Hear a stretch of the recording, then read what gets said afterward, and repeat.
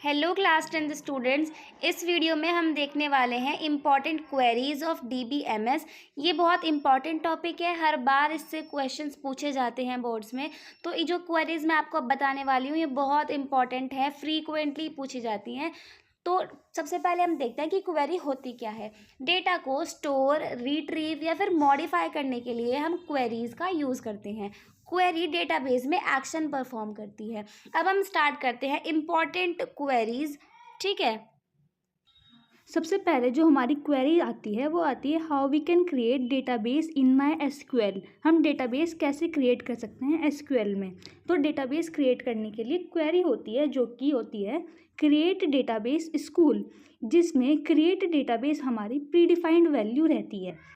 और जो हमारा स्कूल होता है वो है हमारा डेटाबेस का नेम, जो हमने डेटाबेस का अपना नेम चूज़ करा है। ठीक है, और जो इसमें हमारा ये लास्ट में ये दिखाई दे रहा है ये होता है हमारा सेमीकोलन।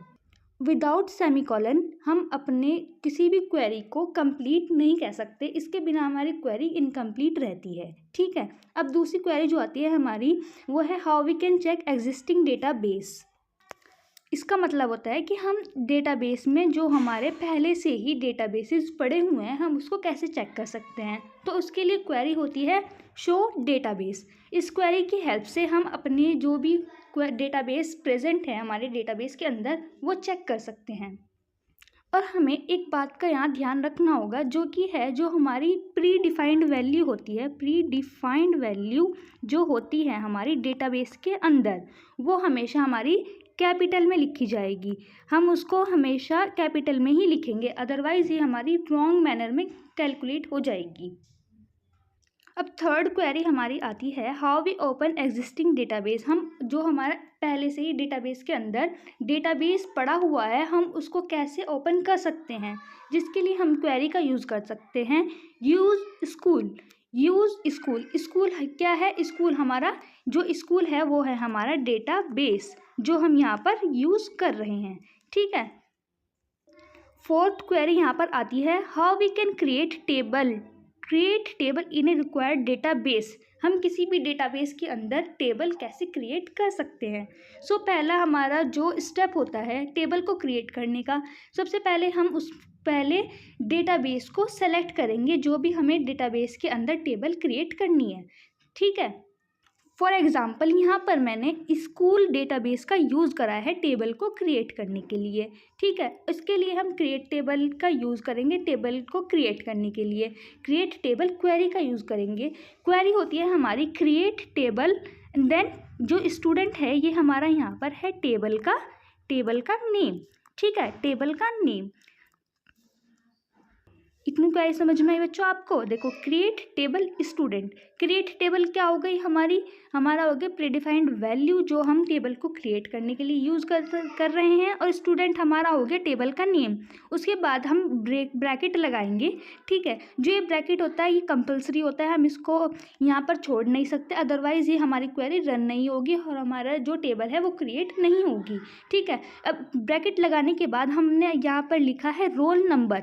ठीक है, रोल नंबर जो है हमारा, अगर हम रोल नंबर ऐसे लिख दें रोल और स्पेस लगा के नंबर, तो ये हमारी क्वेरी गलत हो जाएगी। क्योंकि गलत इसलिए होगी क्योंकि हम यहाँ पर स्पेस का यूज़ नहीं कर सकते। अगर हमें स्पेस का यूज़ करना है तो हम अंडरस्कोर का यूज़ करेंगे, जैसे कि मैंने यहाँ पर यूज़ करा है रोल स्पेस नंबर। तो स्पेस अगर हम स्पेस नंबर का यूज़ करेंगे तो हमारी क्वेरी तो गलत हो जाएगी, तो इसलिए मैंने यहाँ पर यूज़ करा है रोल अंडरस्कोर नंबर, तो ये हमारी क्वेरी सही है। ठीक है, रोल स्पेस नंबर हम यूज़ नहीं कर सकते, रोल अंडरस्कोर नंबर का हम यूज़ करेंगे। ठीक है, रोल अंडरस्कोर नंबर हमने एक कॉलम का नेम दिया। उसके बाद हम जो ये इंट दिख रहा है आपको, ये इंट होता है हमारा डेटा टाइप। किसी भी डेटा टाइप हमारा क्या होता है, किसी भी वैल्यू को स्टोर कराने के लिए हमें उसका डेटा टाइप बताना पड़ता है। जैसे कि अगर हम नेम को स्टोर कराएंगे तो हमें बताना पड़ेगा कि वो इंग्लिश में है या फिर हिंदी में है, किस लैंग्वेज में है। जैसे हम नेम लिखते हैं, हम किसी को नेम बताते हैं, कोई इंग्लिश में लिखता है कोई हिंदी में लिखता है। ठीक है, तो वैसे ही हम डेटाबेस में जब हम अपनी किसी भी कॉलम को इंसर्ट कराते हैं तो उसमें हम बताते हैं कि हम उसका टाइप क्या रखेंगे, किस तरीके का वो नंबर होगा। तो उस डेटा टाइप को डिफाइन करने के लिए यहाँ पर बहुत सारे डेटा टाइप होते हैं, सच एज इंटीजर होता है हमारा, और वैरचर होता है हमारा, कैरेक्टर होता है हमारा, ठीक है। और सर अब हम बैक आते हैं यहीं पर, जो हमारा है रोल नंबर। रोल नंबर में हमारा हमने लिया है इंटीजर। इंटीजर हमारा स्टोर करता है 1 2 3 वाली वैल्यूज़ को, ठीक है। उसके बाद हमने किया है यहाँ पर प्राइमरी की। प्राइमरी की हमारी क्या होती है? प्राइमरी की हमारी यूज़ होती है, प्राइमरी की जो होती है हमारी वो यूज़ होती है, जो हमारी प्राइमरी की है वो यूज़ की जाती है हमारी यूनिक आइडेंटिफिकेशन के लिए। यूनिक आइडेंटिफिकेशन के लिए इसका मतलब क्या होता है? यूनिक आइडेंटिफिकेशन का मतलब कि हम उसमें कॉपी नहीं कर सकते। फॉर एग्जांपल जैसे हमने दिया कुछ भी नेम, बहुत सारे बच्चों का नेम सेम हो जाता है, जैसे रोहन शर्मा हो गया, कोई रोहन कपिल हो गया, इस तरीके से हमारे बहुत सारे नेम सेम हो जाते हैं। इसलिए हम नेम के डुप्लीकेशन को हटाने के लिए या फिर किसी भी चीज़ के डुप्लीकेशन को हटाने के लिए, डुप्लीकेट वैल्यू इंसर्ट ना हो, उसके लिए हम प्राइमरी की का यूज़ करते हैं, जिससे कि हमारी कोई भी वैल्यू डबल एंटर ना हो और हमारा डेटा कंसिस्टेंट फॉर्म में बना रहे, ठीक है। हमने यहाँ प्राइमरी की यूज़ की है कॉलम पे, जो कि है रोल नंबर। रोल नंबर हमारा सबका डिफरेंट होता है, रोल नंबर किसी का भी हमारा सेम नहीं हो सकता। अगर गलती से हमने किसी का रोल नंबर डबल कर दिया या फिर हमने किसी दो स्टूडेंट का रोल नंबर सेम डाल दिया तो वो हमारा इनवैलिड बताएगा बिकॉज कि हमने वहाँ डुप्लीकेट एंट्री कर दिया है, वो डुप्लीकेशन शो करेगा हमारी। उसके बाद हमारा आता है, हमने कॉलम लिया है एक नेम, उसके बाद हमने कॉलम क्रिएट करा नेम में हमने जो डेटा टाइप दिया वो दिया है हमने कैरेक्टर का मतलब होता है कि फॉर एग्जांपल ABCD, इस फॉर्म में अगर हम किसी भी नेम लिख रहे हैं तो उसको हम बोल रहे हैं उसको हम बोल रहे हैं कि कैरेक्टर। और कैरेक्टर जब हम डिफ़ाइन करेंगे तो उसकी हमें वैल्यू डिफ़ाइन करनी पड़ेगी कि कितनी वैल्यू तक वो कैरेक्टर जा सकता है, ठीक है। और हमेशा एक कैरेक्टर के अंदर एक बाइट होता है, एक कैरेक्टर के अंदर एक बाइट प्रेजेंट होता है, और एक बाइट के अंदर 8 बिट्स होती हैं, ठीक है। तो मैंने यहाँ पर दिए हैं कैरेक्टर 40 ये अप टू 40 कैरेक्टर तक स्टोर करा सकता है, ठीक है। अगर हम इसमें 41 कैरेक्टर स्टोर कराना चाहेंगे तो ये स्टोर नहीं करेगा, ये अप टू 40 कैरेक्टर तक ही स्टोर करा सकता है वैल्यूज़ को। इसके बाद हमने करा है कॉलम क्लास क्रिएट, ठीक है। क्लास क्रिएट करने में हमने यहाँ पर डेटा टाइप दिया है वेरचर हमारा क्या होता है? वेरचर हमारा है वेरिएबल कैरेक्टर। इसका मतलब होता है यहाँ पर हम नंबर्स का भी यूज़ कर रहे हैं और अल्फ़ाबेट्स का भी यूज़ कर रहे हैं, ठीक है। जहाँ पर हम अल्फ़ाबेट्स और नंबर्स दोनों का यूज़ करेंगे वहाँ हम बोलेंगे वेरचर, ठीक है। हमने यहाँ वेरचर में जो हमने डेटा दिया है वो है अप टू 20 नंबर्स का दिया है कि हम 20 नंबर्स तक इसमें ऐड कर सकते हैं, ठीक है। इस तरीके से हमारी टेबल क्रिएट हो जाएगी। उसके बाद हमें हमेशा हर एक क्वेरी के बाद ध्यान रखना है कि सेमीकोलन ज़रूर लगाना है, ठीक है। जो क्रिएट टेबल स्टूडेंट, इसको ध्यान रखना है आपने। क्रिएट टेबल को हमेशा ध्यान रखना है, क्रिएट टेबल हमेशा कैपिटल में होगा। उसके बाद जो डेटा हम खुद से इंसर्ट कर रहे हैं, जैसे कि हमने यहाँ टेबल का नेम दिया है स्टूडेंट, इसको हमने दिया है स्मॉल लेटर्स में, ठीक है। उसके बाद हमने ब्रैकेट लगाया। रोल नंबर हमारी मर्जी है कि हमने उसको कैपिटल में भी दे सकते हैं, स्मॉल में भी दे सकते हैं, बट हमने यहाँ पर स्मॉल में दिया है और फर्स्ट लेटर हमने कैपिटल में दिया है बिकॉज ये हमारा कॉलम का नेम है, ठीक है। उसके बाद हमने इसका रोल नंबर का डेटा टाइप दिया है इंटीजर। अब आप कंफ्यूज हो रहे होंगे कि यहाँ पर तो हमने इसमें डेटा दिया है कि इतने वैल्यू तक स्टोर कर सकता है, ये इसमें वेरचर में भी दिया है, बट इंटीजर में हमने दिया नहीं है। तो क्या होता है, इंटीजर में हम अपने डेटा को दे भी सकते हैं कि अप टू कितने कैरेक्टर स्टोर करा सकता है और नहीं भी, हमारी मर्जी होती है। वैसे ये कि बाय डिफ़ॉल्ट वैल्यू उठा लेता है इंटीजर, बट हमें कैरेक्टर और वेरचर में इसमें वैल्यू देने की ज़रूरत होती है, इसके बिना हमारी वैल्यू कैलकुलेट नहीं होगी या फिर इंसर्ट नहीं होगी, ठीक है। इसमें हमने प्राइमरी की का यूज़ किया यूनिक आइडेंटिफिकेशन के लिए। उसके बाद हमने दूसरा कॉलम बनाया नेम, जिसमें हमने कैरेक्टर उसका डेटा टाइप रखा और 40 कैरेक्टर तक ये स्टोर करा सकता है। उसके बाद हमने एक क्लास बनाई क्लास बनाई, उसका हमने दिया डेटा टाइप var क्या, जिसके अप टू 20 कैरेक्टर तक ये स्टोर करा सकता है। ठीक है, इसके बाद हमारी आती है how we can insert data in a created table और एग्जिस्टिंग टेबल। हम डेटा को कैसे इंसर्ट करा सकते हैं जो हमने अभी टेबल क्रिएट करी इसके अंदर, या फिर हमारी जो पहले से एग्जिस्टिंग टेबल है उसके अंदर। तो हम देखते हैं कि इसके लिए क्वेरी क्या होती है। तो इसके लिए क्वेरी का यूज़ किया जाता है, that is insert into table name values, insert into table name values. ठीक है, इंसर्ट इनटू हमने लिखा कैपिटल में बिकॉज ये प्रीडिफाइंड वैल्यू है। स्टूडेंट हमारा टेबल का नेम था जो कि हमने खुद से इंसर्ट कराया था, इसको लिखा हमने स्मॉल में। वैल्यूज़ हमारा प्रीडिफाइंड डेटा है तो इसको लिखा हमने कैपिटल में। उसके बाद हमने इसको इसके अंदर वैल्यूज़ दी। ठीक है, वैल्यूज़ क्या दी, जैसे ही हम इसमें कॉलम ऐड कराएंगे ना, क्रिएट टेबल में हमने कॉलम ऐड कराया जैसे रोल नंबर, नेम, कैरेक्टर, जिस फॉर्मेट में हम इसको ऐड करेंगे कॉलम्स को, उसी फॉर्मेट में हम डेटा को एंटर करेंगे। अगर हम यहाँ पर 101 कोमा 4th कोमा जॉन कर दें तो ये रॉन्ग हो जाएगा, क्योंकि हमने यहाँ पर तो अपना रोल नंबर, नेम और कैरेक्टर क्लास दिया है और यहाँ पर हमने कर दिया roll number, class and name. तो ये फॉर्मेट हमारा रॉन्ग हो गया इसके अकॉर्डिंग, जिसके अकॉर्डिंग हमने टेबल क्रिएट करी है। तो इसलिए ये गलत होगा और ये सही होगा। ठीक है, और मैंने आपको एग्जांपल के लिए एक और वैल्यू इंसर्ट करी है, जैसे insert into student value. Roll number हमने किया है 101, नेम किया है हमने 2 और उसका क्लास दी है हमने 7th। ठीक है, यहाँ तक आपको क्वेरी समझ में आई। चलो नेक्स्ट पर मूव करते हैं। 6th हमारी जो है क्वेरी वो है how we can display the created table. जो हमने टेबल क्रिएट करी है वो हम डिस्प्ले कैसे कर सकते हैं। तो इसके लिए डिस्प्ले करने के लिए हमारी क्वेरी का यूज़ होता है, that is select star from student.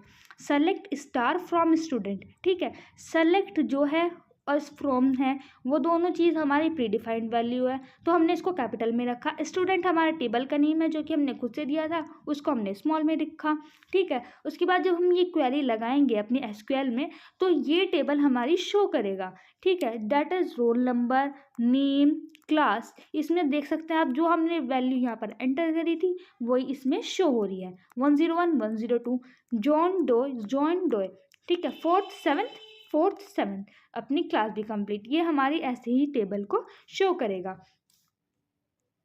अब हम चलते हैं नेक्स्ट क्वेरी पर, जो कि है हमारी to display the structure of the table. Display the structure of the table. Structure दिखाने के लिए, स्ट्रक्चर का मतलब होता है कि हमारा टेबल का फॉर्मेट कैसा है। ठीक है, अब टेबल का फॉर्मेट शो करने के लिए हम क्वेरी का यूज़ कर सकते हैं जो कि है DESC स्टूडेंट। DESC का मतलब होता है डिस्क्राइब करना, डिस्क्राइब करना। ठीक है, तो हम यहाँ पर डिस्क्राइब कर रहे हैं टेबल को। टेबल क्या है हमारी, स्टूडेंट। ठीक है, DESC स्टूडेंट, हमने टेबल को डिस्क्राइब करा, हमने क्वेरी लगाई, उसके बाद हमारे पास ये शो करेगा जिसमें हमारे 6 हमारे कॉलम होते हैं। उन 6 कॉलम में से हमारे पहला कॉलम होता है फील्ड।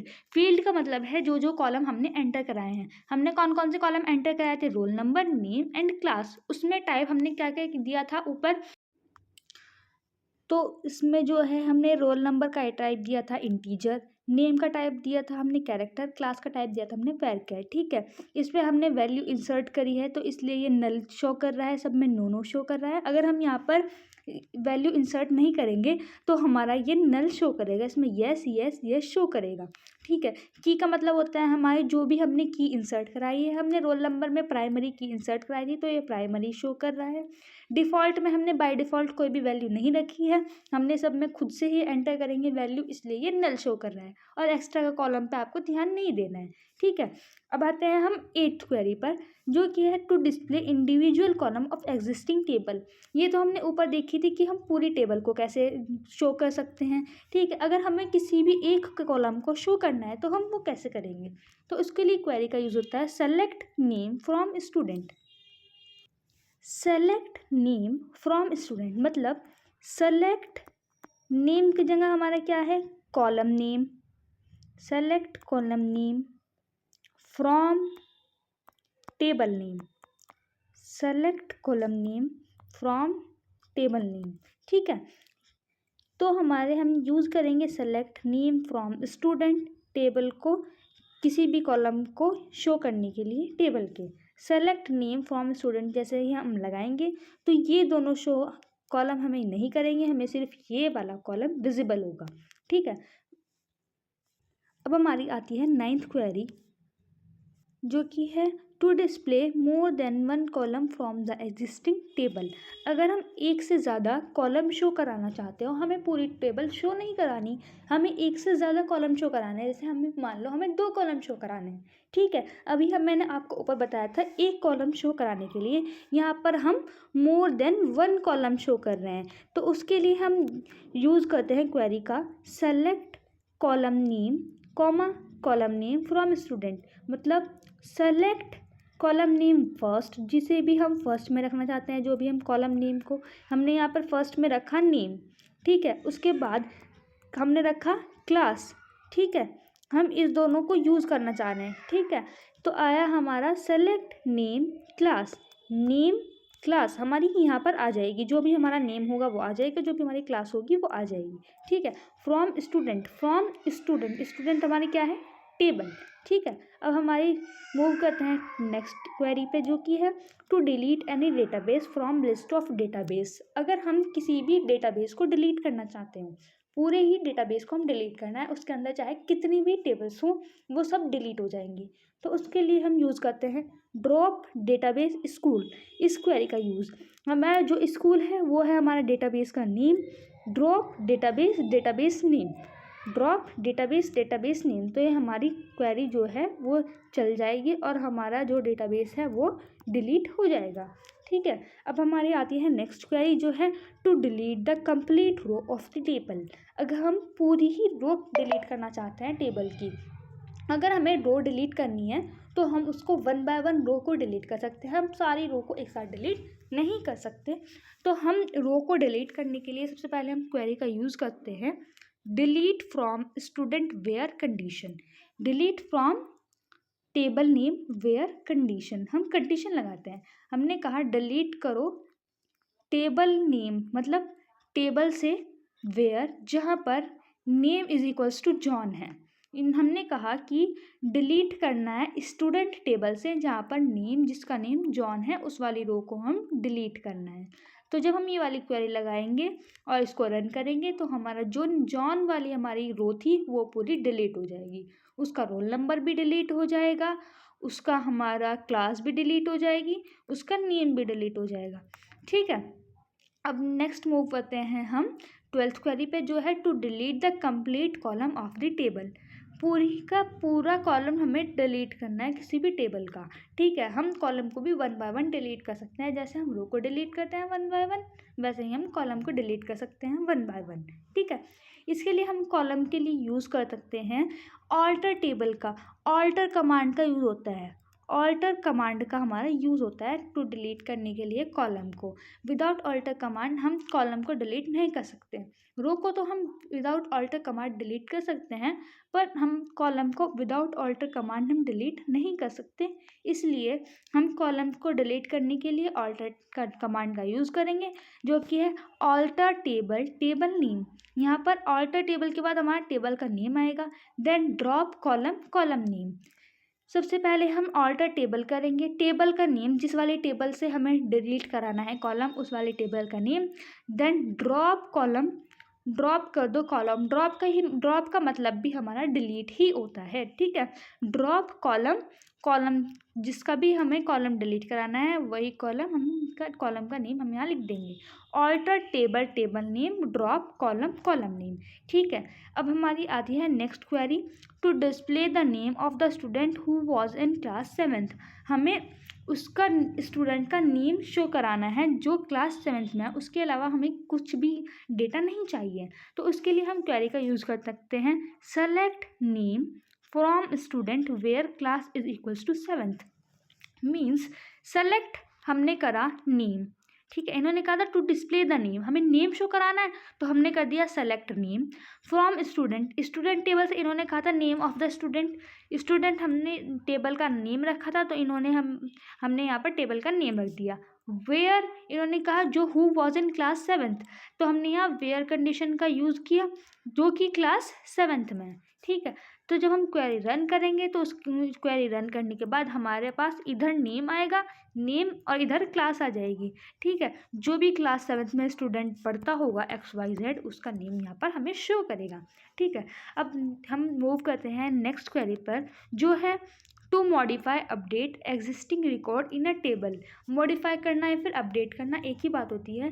किसी भी रिकॉर्ड को टेबल में, जो हमारा रिकॉर्ड पड़ा हुआ है टेबल के अंदर, उसको हम मॉडिफाई करना है। ठीक है, उसमें हम मॉडिफाई करने के लिए हम अपडेट स्टेटमेंट का यूज़ कर सकते हैं। ठीक है, अपडेट के बाद हमारा आएगा table name, update table name, set. हम सेट जो है हमारा, ये प्रीडिफाइंड डेटा होता है, सेट का हमेशा यूज़ करना होता है हमें अपडेट करने के लिए। ठीक है, update student set name is equals to Albert. Name set कर दो हमारा एल्बर्ट, वेयर जहाँ पर नेम है डोए। ठीक है, हमने कहा कि सेट कर दो नेम एल्बर्ट जहाँ पर नेम है हमारा डोए। ठीक है, जब हम ये कमांड को रन करेंगे तो हमारा जहाँ पर डोए था नेम, वहाँ पर हमारा अब क्या हो जाएगा, एल्बर्ट। ठीक है, ये हो गया हमारा मॉडिफाई करने का रिकॉर्ड को टेबल के अंदर क्वेरी। ठीक है, अब हम मूव करते हैं नेक्स्ट क्वेरी पर, जो कि है to display the name of the student whose roll number is greater than 101। हमें बताना है उस स्टूडेंट का नेम जिसका रोल नंबर है 101 से बड़ा। ठीक है, तो उसके लिए हम यूज़ करेंगे query select name from student, select name from table name. ठीक है, where roll number is greater than 101। हमने ये यूज़ ग्रेटर देन का साइन इसलिए यूज़ किया बिकॉज हमें यहाँ पर बताना है कि जिसका रोल नंबर 101 से बड़ा है। तो जब हम इस क्वेरी का यूज़ करेंगे हमारे पास वो सारे डेटा आ जाएंगे जिसका रोल नंबर ग्रेटर देन 101 है। जो हमने टेबल ऊपर क्रिएट करी थी उसके अंदर 101 जो रोल नंबर था, उससे बड़ा सिर्फ एक ही रोल नंबर था, 102। ठीक है, उस स्टूडेंट का हमारे पास यहाँ पर नेम शो करेगा जो कि है हमारा डोए। ठीक है, 102 रोल नंबर है जिसका। तो अब आप कंफ्यूज होंगे कि यहाँ पर ये हमारा रोल नंबर भी शो करेगा, नेम भी शो करेगा, पर यहाँ पर ऐसा नहीं है, क्योंकि यहाँ ये सिर्फ इन्होंने कहा है to display the name of the student. सिर्फ नेम बताना है उस स्टूडेंट का जिसका रोल नंबर ग्रेटर देन 101 है, तो ये शो करेगा नेम, ओनली नेम शो करेगा। ये हमारा रोल नंबर शो नहीं करेगा, रोल नंबर शो नहीं करेगा, सिर्फ नेम शो करेगा जो कि नेम होगा डोए। ठीक है, अब हमारी लास्ट क्वेरी आती है to delete any table from database. किसी भी टेबल को डिलीट करने के लिए डेटाबेस को हम यूज़ करते हैं ड्रॉप टेबल नेम। इस क्वेरी का यूज़ करते हैं ड्रॉप टेबल नेम। ड्रॉप का यूज़ होता है हमारा टेबल को, किसी भी टेबल को डिलीट करने के लिए या फिर किसी भी डेटाबेस को डिलीट करने के लिए। हमारी जो डिलीट करने की होती है टेबल को और जो डिलीट करने की होती है हमारी डेटाबेस को, क्वेरी हमारी दोनों की दोनों सेम रहती है। सिर्फ इसमें एक चेंज कहाँ आता है, यहाँ पर भी ड्रॉप का यूज़ होता है। डेटाबेस, सिर्फ डेटाबेस के अंदर हम डेटाबेस को लिखते हैं, डेटाबेस के अंदर हम सिर्फ डेटाबेस को लिखते हैं, और जो हमारे टेबल के अंदर हम टेबल को लिखते हैं। अगर हमें डेटाबेस को डिलीट कराना है तो हम ड्रॉप डेटाबेस लिखेंगे, अगर हमें टेबल को डिलीट कराना है तो हम ड्रॉप टेबल लिखेंगे।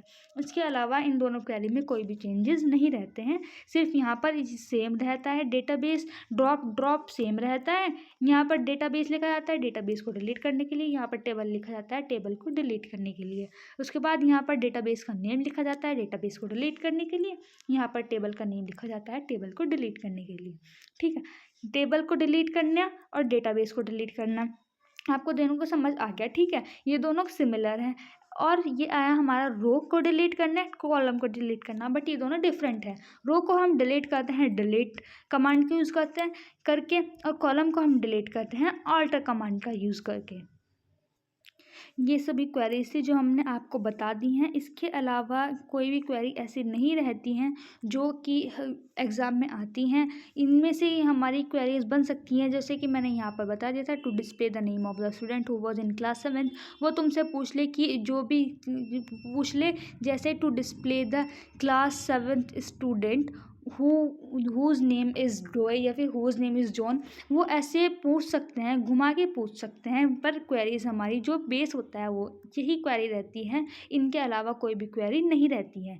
ठीक है, आपको कुछ चीज़ों का ध्यान रखना है, जैसे कि जो प्री डिफाइंड डेटा होता है प्री डिफाइंड जो डेटा होता है हमारा प्री डिफाइंड डेटा, उसको हमेशा हम तुम्हें लिखना है कैपिटल में, हमेशा लिखना है कैपिटल में, उसको स्मॉल में गलती से भी नहीं लिख देना वरना वो रॉन्ग हो जाएगा, ठीक है। और जो तुम खुद से एंटर कर दे हो डेटा, जो ह्यूमन एंटर करता है डेटा, ह्यूमन एंटर करता है डेटा, वो हमेशा हमारा रहता है स्मॉल लेटर्स में, ठीक है। जिससे कि जो कॉपी चेक करता है उसके भी इजीली समझ में आ जाता है कि हाँ बच्चे ने ये लिखा है, ये हमेशा प्री डिफाइंड डेटा है, ये इसने खुद ने एंटर करा है, उसके समझ में भी आ जाता है। और तुम भी खुद लिखते हो तो तुम्हारे समझ में भी आ जाता है, और कंप्यूटर भी हमारा ईजिली समझ लेता है डेटा को, ठीक है। और हमेशा हर एक क्वेरी के एंड में तुम्हें सेमीकोलन ज़रूर लगाना है, क्योंकि सेमीकोलन के बिना हमारी क्वेरी रन नहीं करती है। और अगर तुम सेमीकोलन के बिना लिखकर आ जाते हो नोटबुक में तो तुम्हें उसके मार्क्स नहीं मिलेंगे,